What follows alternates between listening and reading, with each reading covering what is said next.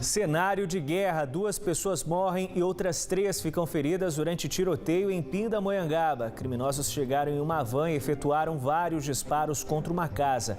Os moradores revidaram. Segundo a polícia, suspeita que o crime tenha sido motivado pelo tráfico de drogas. Em Potim, vereador publica desabafo nas redes sociais e diz que é alvo de ameaças de morte. Com medo, o parlamentar afirma que pode deixar o cargo. Chuva de verão. Temporais causam estragos a moradores da região. Queda de raios traz prejuízos.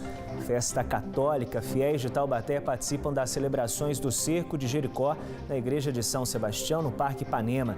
Cerca de 40 mil pessoas são esperadas durante os 7 dias de evento.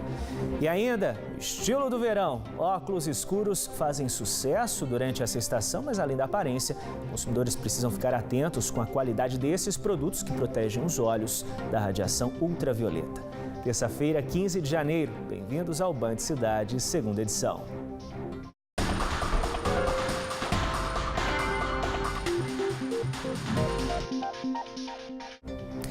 Boa noite para você. 2 pessoas morreram e outras 3 ficaram feridas durante um tiroteio ontem à noite no distrito de Moreira César, em Pindamonhangaba.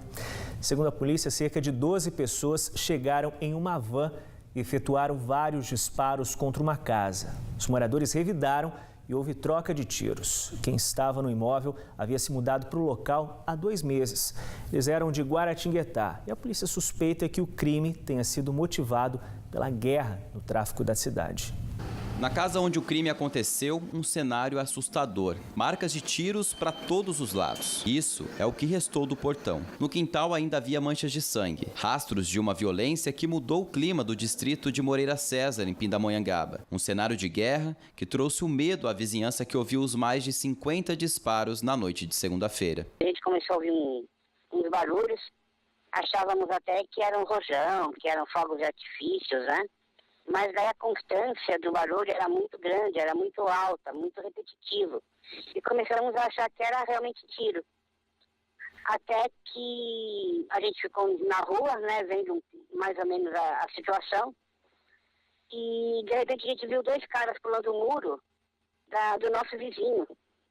E saíram correndo, pedindo para a gente ficar em silêncio, e saíram correndo em direção ao final da rua. Foi uma coisa assim, bem aterrorizante, assim. Foi cerca de meia hora de tiro. Foi muitos disparos, muitos.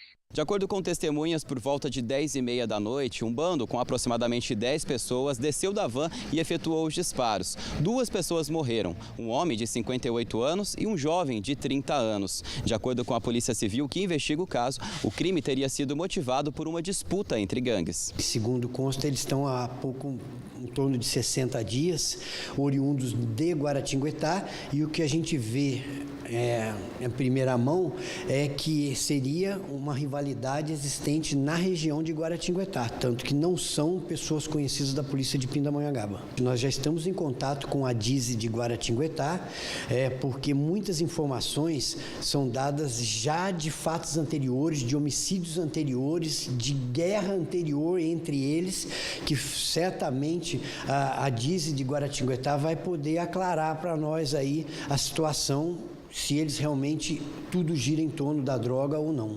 Além das 2 pessoas executadas, outras 3, possivelmente da mesma família e também moradoras da casa atacada, ficaram feridas.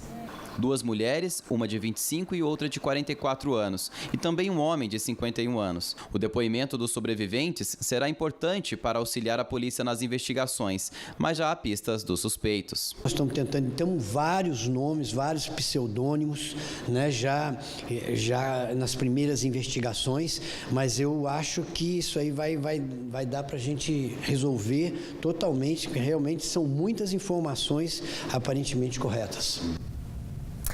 Entre as vítimas que ficaram feridas, uma delas já recebeu alta. Outra passou por uma cirurgia e o estado de saúde dela é estável. E uma terceira continua em observação. Também na noite de ontem, um homem foi executado no bairro Perequiaçu, em Ubatuba. Ele estava em um bar e foi atingido por diversos disparos feitos por um grupo que chegou de carro ao local. Uma mulher foi baleada de raspão e socorrida ao hospital da cidade. Até agora, ninguém foi preso. Em Jacareí, a Polícia Militar conseguiu evitar, na noite de ontem, a morte de 3 pessoas pelo que seria um tribunal do crime. As vítimas estavam a bordo de 2 carros que eram conduzidos por 4 suspeitos. Segundo a PM, essas 3 pessoas teriam passado a noite de domingo amarradas no bairro Bandeira Branca, onde também sofreram agressões por pertencerem a facções rivais. Os 4 homens que fariam essa execução foram presos em flagrante com revólver calibre 38 e munições. Eles já tinham várias passagens criminais. Um vereador de Potim postou em uma rede social um desabafo. Ele denuncia que vem sofrendo ameaças de morte. Com medo, o parlamentar disse que vai deixar o mandato parlamentar e se mudar de cidade. Márcio de Cássio Raimundo, do PCdoB, diz que as ameaças começaram depois que ele assumiu a presidência da Câmara de Potim. Em mensagem postada nas redes sociais, Márcio diz que já avisou a polícia. Tinham 2 indivíduos rondando lá a Câmara, provavelmente querendo, fazer o pior contra a minha vida. E amigos que estavam comigo perceberam, acionei a PM, qual me acompanhou até a delegacia de polícia, onde eu tomei as devidas providências e tive que abandonar minha casa, que provavelmente eu vou vender e ir embora dessa cidade que eu amo por causa dessas pessoas que não querem que eu continue batalhando pelo povo de Potim. Por telefone, o vereador Márcio de Cássio confirmou as denúncias para a nossa produção e disse que está adotando as medidas cabíveis. A gente também tentou contato com a Câmara de Potim, mas ainda não conseguimos retorno. São José dos Campos está entre as cidades da região com a maior incidência de raios. No último temporal que caiu sobre a cidade foram registradas mais de 600 descargas elétricas. O problema se repete em outras cidades da região do Vale do Paraíba e os moradores contabilizam os prejuízos com aparelhos domésticos danificados. Este condomínio de Caçapava ainda acumula prejuízos com o temporal da última semana. Foram mais de R$40 mil em danos. A descarga elétrica queimou a central de interfones, 18 câmeras, 2 elevadores e pelo menos 6 moradores perderam eletrodomésticos e eletroeletrônicos.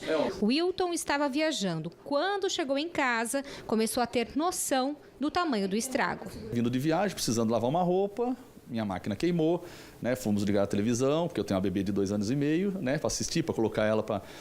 Aí a televisão minha estava queimada também, aí para minha infelicidade, mais uma vez, olhei meu videogame também estava queimado. Uma seguradora paga pelo condomínio está fazendo um laudo e vai arcar com todos os prejuízos. Os moradores preferiram acionar o serviço do que a concessionária de energia. Com o seguro a gente consegue, um retorno. Vamos colocar alto 15 a 20 dias, A IDP já fica difícil, 3, 4, 5 meses, se der tudo certo. Já a concessionária de energia da região registra aumento de 60% de ocorrências do tipo durante o verão em relação às demais estações. São casos relacionados à queima de equipamentos em decorrência das descargas elétricas. É feita uma avaliação, existe uma regra definida pelo regulador do setor, que é a ANEEL, a Agência Nacional de Energia Elétrica. É avaliada a nossa rede, se teve alguma anomalia na nossa rede que foi o causador dessa queima desse aparelho. Em existindo esse fato, a gente faz o ressarcimento do aparelho que queimou, seja ele qual for, seja televisão, geladeira, qualquer aparelho da residência ou comércio. Entendi. No caso de raios também vai ser avaliado? É avaliado também, porque o que acontece? O raio não necessariamente ele vai entrar pela rede elétrica, ele pode entrar pela antena, TV a cabo, então tem outra, pelo cabo de telefone, então tem outras maneiras que podem fazer com que esse raio atinja a residência. O Vale do Paraíba é uma região do país que concentra uma grande quantidade de raios, sendo São José dos Campos a cidade com maior ocorrência. Só para a gente ter uma ideia, no último temporal foram 620 descargas elétricas em um período de apenas 4 horas, o que representa 20% do esperado para um mês. Agora, esses números só vêm aumentando. O Vale do Paraíba é uma região de grande incidência de raios, até mesmo porque nós somos um vale cercado por montanhas e as montanhas favorecem a formação das tempestades. O que a gente tem visto ao longo dos últimos anos aqui no Vale do Paraíba é uma leve tendência de aumento na média de raios de ano para ano. Esse número vai aumentando 100, 200 raios por ano, vai aumentando. Nesse verão de 2019, nós estamos sujeitos a um fenômeno El Niño de moderada para forte intensidade. Há uma tendência de aumento na incidência de raios em relação à média por causa desse fenômeno, né? Nós esperamos talvez um aumento de 10% a 20%. O INPE tem 200 sensores espalhados pelo país que calculam com precisão o local, horário e intensidade do raio. As maiores ocorrências de morte são registradas na praia, mas em fazendas, sítios e chácaras também há concentrações de descargas elétricas. Na praia, né, você deve evitar principalmente de estar dentro d'água e estar embaixo de quiosques. Muitas pessoas acham que quiosques protegem e não protegem. No campo você também deve evitar de ficar próximo a árvores, né? Você deve se afastar de árvores. Muitas vezes a pessoa busca o abrigo debaixo da árvore para se proteger da chuva e acaba sendo atingido pelo raio. E essas pancadas de chuva, que vem se repetindo ao longo dos últimos dias, com raios inclusive, né, trouxe diversos problemas para a rede elétrica em muitas cidades da região. Em Taubaté, ontem, houve registros de falha no fornecimento de energia nos bairros Jardim América, Jardim Isabel, Vila São José, Estiva, Centro e Areão. Os transtornos são causados principalmente pela queda de galhos de árvores na fiação elétrica. Equipes técnicas da EDP São Paulo trabalham no reparo dos equipamentos e redes danificadas e estão de prontidão para atender novas possíveis ocorrências. Para amanhã, a previsão indica novas pancadas de chuva no final da tarde. Os detalhes no mapa.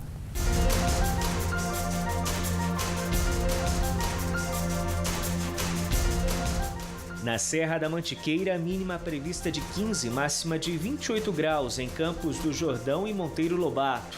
Em Jacareí, no Vale do Paraíba, mínima esperada de 21 e máxima de 34 graus nesta quarta-feira. Dia quente também em Aparecida, com máxima de 35. Pode chover no final da tarde na cidade. Em Silveiras, mínima de 19 e máxima de 32 graus no Vale Histórico. O litoral norte também pega fogo, mínima de 26 e máxima de 35 graus em Ubatuba e Caraguatatuba. Hoje fez 32 graus em Cruzeiro. Os dias seguem quentes na cidade, sem alterações na temperatura, que se mantém na casa dos 30 graus. Para refrescar, chove também por lá no final da tarde. Em São José dos Campos, a mínima fica entre 21 e a máxima chega aos 34 graus. Em Ilhabela, dá para fritar na praia debaixo de um sol de 35 graus. Você vai ver ainda nesta edição do Band Cidade. Novo negócio, fusão entre Fibria de Jacareí com a empresa Suzano, cria uma gigante no ramo do papel e celulose. E ainda 7 dias de oração. Cerco de Jericó reúne 40 mil católicos ao longo da semana na igreja de São Sebastião, no Parque Ipanema, em Taubaté. Hora certa para você, 7 horas e 3 minutinhos até às 7h20. Tamo junto aqui no Band Cidade, claro que eu conto com a sua companhia. Até a volta.